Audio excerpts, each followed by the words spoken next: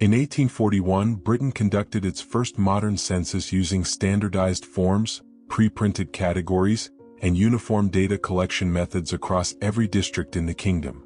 That same year, Prussia finalized a census system with nearly identical categorical structures, occupation codes, household definitions, age brackets, that mirrored British formats down to the column width. Neither nation had formal administrative contact about census design. Yet the documents look like translations of each other. By 1850, over 17 nations spanning 3 continents were using census frameworks so structurally similar that a clerk trained in Boston could navigate records from Bavaria without retraining. The forms appeared synchronized, but the infrastructure to synchronize them didn't exist yet. This is a documentary exploration of administrative patterns during a specific historical window. It examines timing, structure, and the appearance of systems that feel coordinated before coordination was technologically feasible. No conclusions are drawn. The evidence is presented for consideration. The mid-1800s represent a turning point in how governments counted people. Before this period, census taking was irregular, inconsistent, and locally improvised. Regional authorities used whatever format made sense to them. There was no template. Then within a 20-year span that changed. The shift wasn't gradual. It was abrupt. And it happened in places that had no clear reason to copy each other. Take the United States Census of 1850. It introduced a new feature, individual enumeration. For the first time, every person was listed by name, not just counted as a household unit. This was a significant administrative leap. It required more paper, more time, more training for enumerators. Sweden adopted individual enumeration in 1860. Denmark in 1855. Belgium in 1846. These nations didn't share census officials. They didn't attend international conferences on data collection. Those didn't exist yet. Yet the structural logic of their systems aligned. Same categories. Same hierarchies. Same assumptions about what data mattered. The timing raises questions about transmission. In the 1840s, communication across Europe took weeks. Postal systems were improving, but they were still slow and expensive. There were no international statistical bureaus. No global standards organizations. No way to rapidly distribute administrative templates across borders. Yet the templates appeared anyway. Consider occupation coding. By the 1850s, census forms across Europe and North America used remarkably similar occupation categories: laborer, mechanic, farmer, merchant, servant. These weren't just loose translations. They were structural matches. The hierarchy of categories, the subcategories, the way professions were grouped, it all followed the same logic. In France, the 1851 census divided occupations into primary, secondary, and tertiary sectors. In Austria, the 1857 census used the same division. In the United Kingdom, the same framework appeared in 1851. These weren't small nations copying a dominant power. These were major empires developing identical classification systems in parallel. The age brackets tell the same story. Most census forms from this period divided populations into 5-year increments. 0 to 5, 5 to 10, 10 to 15, and so on. This seems intuitive now, but it wasn't inevitable. Age could have been recorded in any number of ways, by decade, by generation, by life stage. But nation after nation chose 5-year brackets. Prussia in 1840, England in 1841, Massachusetts in 1845, Sweden in 1860. The specificity is harder to explain than the general idea. Everyone counting people? That makes sense. Everyone counting them in 5-year brackets using the same column layout? That requires coordination. Then there's the question of physical design.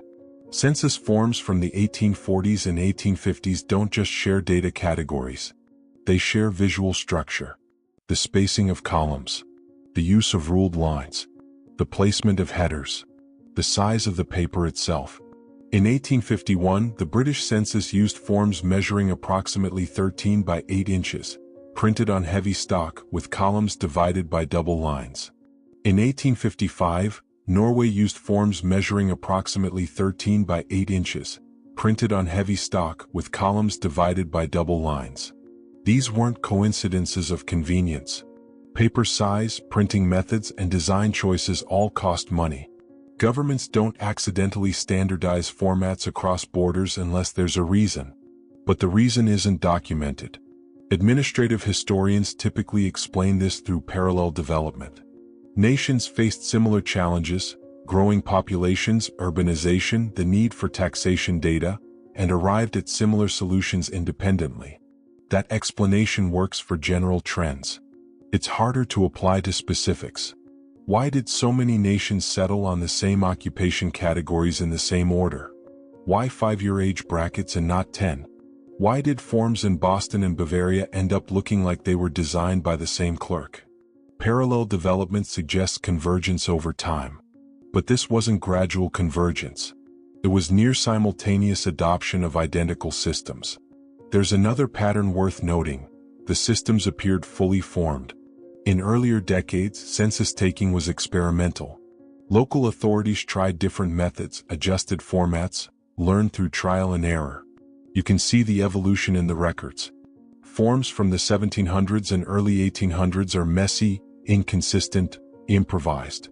Then around 1840 that stops. The new systems don't look experimental. They look finished. They have the design confidence of something that's been tested and refined, even though many of these nations had no prior experience with large-scale standardized data collection. It's as if someone handed them a template. The Austrian Empire conducted a census in 1857 that covered over 35 million people across dozens of ethnic groups and language regions. The forms were printed in German, Hungarian, Czech, Polish, Italian, and Serbo-Croatian. But the structure was identical in every language. Same categories, same order, same layout. This wasn't just translation. It was replication. And it required an enormous upfront investment in design, printing, and distribution before a single person was counted. The scale suggests confidence. Confidence suggests prior knowledge. But prior knowledge of what? By 1860, nearly every industrialized nation in the Western world was using a census system that would be recognizable to a modern statistician. Individual enumeration, standardized categories, pre-printed forms, trained enumerators, centralized data processing. These systems didn't emerge from chaos. They emerged from something that looked like coordination. But the mechanisms of coordination remain unclear. No international organization oversaw this. No dominant power imposed it. No single inventor can be credited. Yet the systems aligned as if someone had planned it. The question isn't whether nations needed to count their people. The question is why they all chose to count them the same way at the same time, using formats that. The United States offers one of the clearest examples of a system appearing ahead of visible demand. In 1850, the federal government printed over 500,000 standardized census forms for enumerators nationwide. These weren't simple tally sheets. They were complex documents with predefined categories, instruction manuals, and quality control mechanisms built into the design. The printing alone required infrastructure that barely existed. Commercial printing at that scale was still new. Yet the forms arrived on time, distributed to enumerators in territories that had been states for less than a decade. Texas became a state in 1845. By 1850, it had a fully operational census system identical in structure to Massachusetts, which had been counting residents since colonial times. 5 years. That's how long it took a frontier state to implement the same administrative machinery as the most established regions of the country. The speed suggests the system wasn't built from scratch. It suggests inheritance. Britain's census of 1851 offers another point of reference. The logistics were staggering. The government printed millions of forms, trained thousands of enumerators, and processed returns from every household in England, Wales, and Scotland within a single year. This wasn't the first British census. Those had been conducted since 1801. But earlier versions were crude. Head counts conducted by local overseers with no standard method. The 1851 census was different. It was industrial. And it appeared fully operational in its first iteration. No trial period. No regional testing. The system launched at national scale with the efficiency of something that had been running for decades. The infrastructure behind these systems is worth examining more closely. Consider the Erie Canal, completed in 1825. It's often celebrated as an engineering triumph, which it was. But it's rarely discussed as administrative preparation.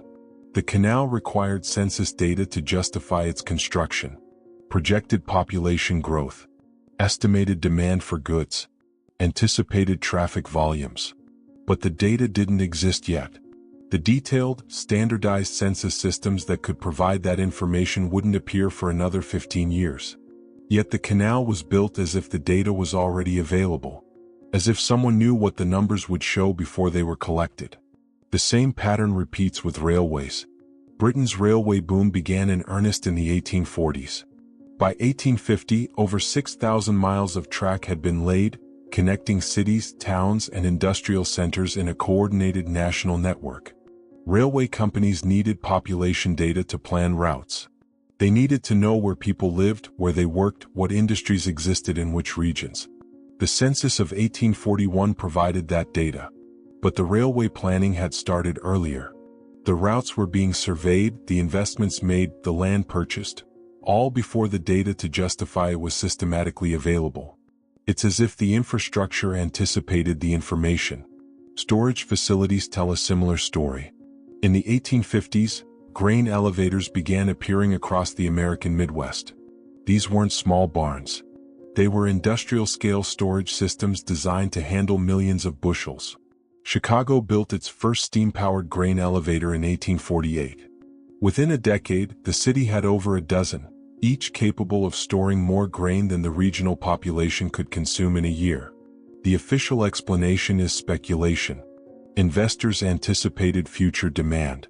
They built ahead of the curve. But that explanation requires extraordinary confidence. Grain elevators were expensive. They required precision engineering, mechanized systems, and maintenance infrastructure. Building them speculatively meant betting enormous sums on population growth that hadn't happened yet. And the bets kept paying off. By 1860, Chicago's grain elevators were full. The population had grown. The demand had arrived. The infrastructure was ready.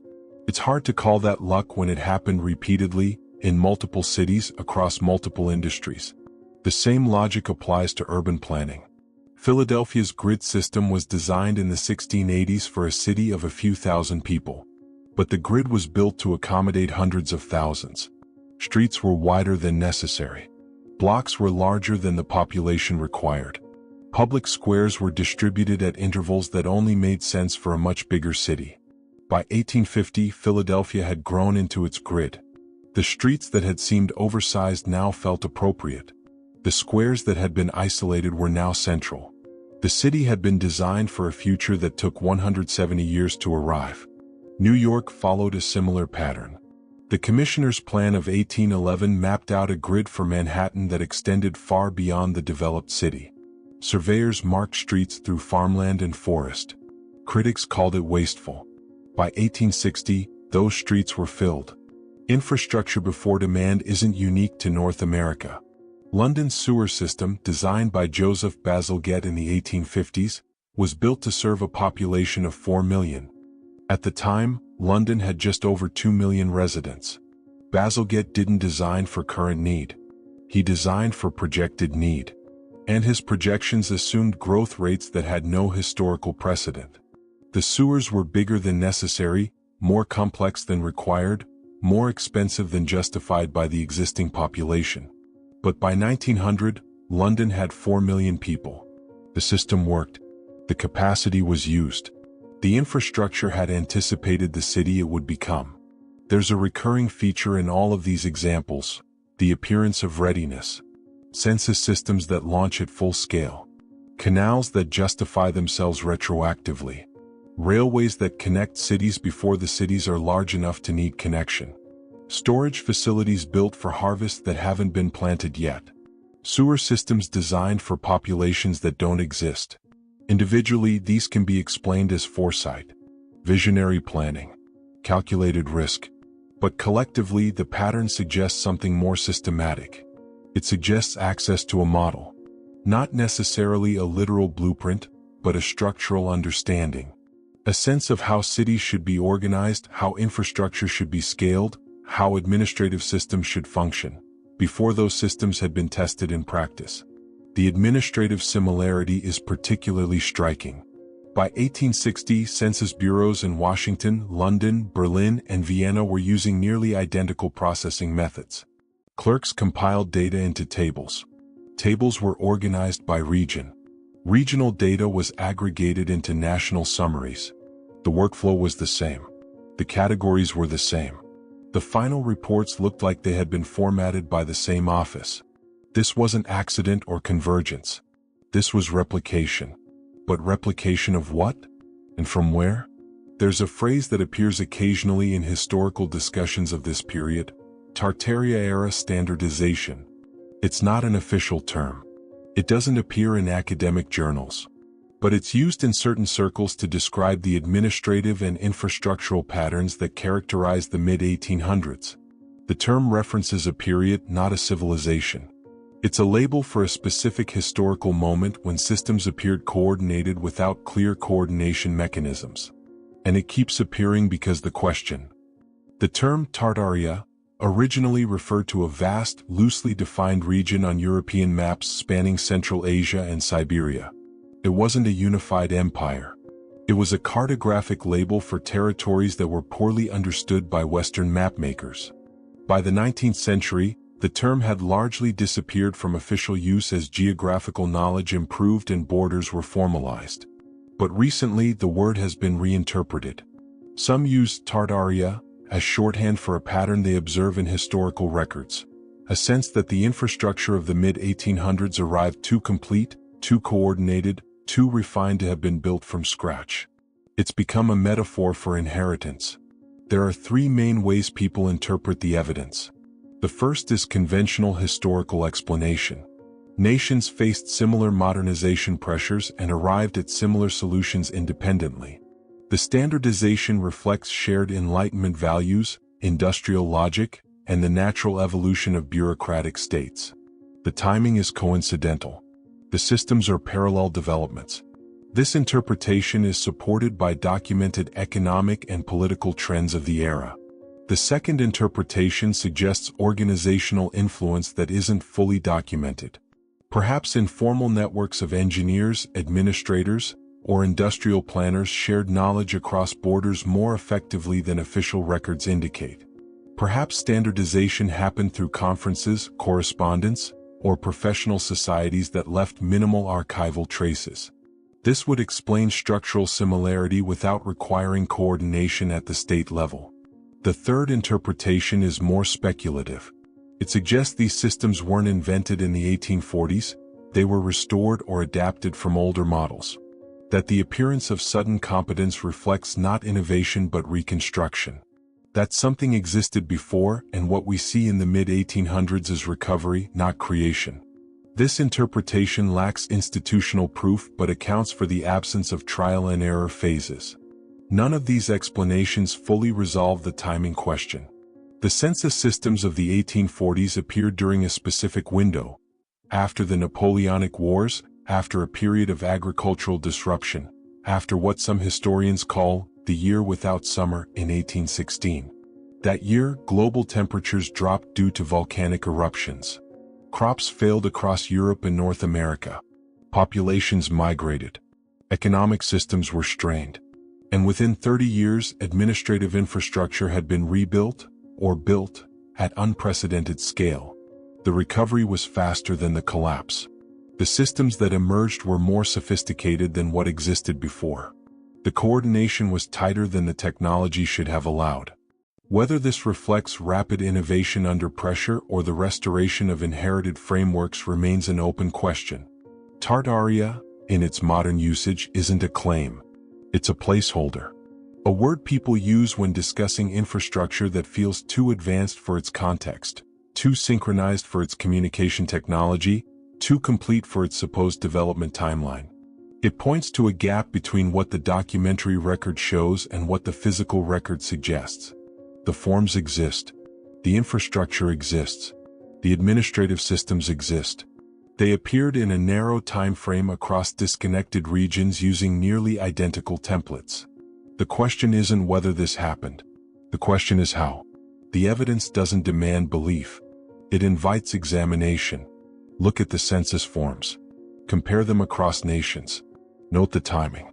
Consider the logistics. Ask how standardization occurred before the mechanisms of standardization existed. The patterns are visible. The explanations remain incomplete. And perhaps that's where the value lies, not in reaching a conclusion, but in recognizing that certain historical transitions deserve more scrutiny than they've received. The mid-1800s weren't just a period of progress. They were a period of sudden, synchronized infrastructural confidence that appeared across multiple continents simultaneously. Whether that confidence came from innovation, coordination, or inheritance is still being discussed. The census records remain. The infrastructure remains. The questions remain. And the timing still feels compressed.